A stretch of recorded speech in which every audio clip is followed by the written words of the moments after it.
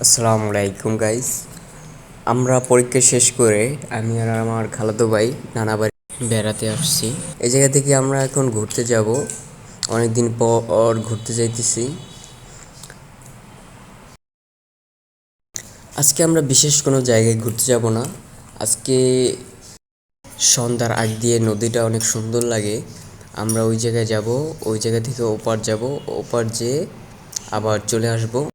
তো আমরা যেতে যেতে গ্রামের সৌন্দর্য উপভোগ করতেছিলাম। গ্রামের দৃশ্য অনেক সুন্দর। আমাদের বরিশালের সব গ্রামগুলোই এরকম অনেক সুন্দর।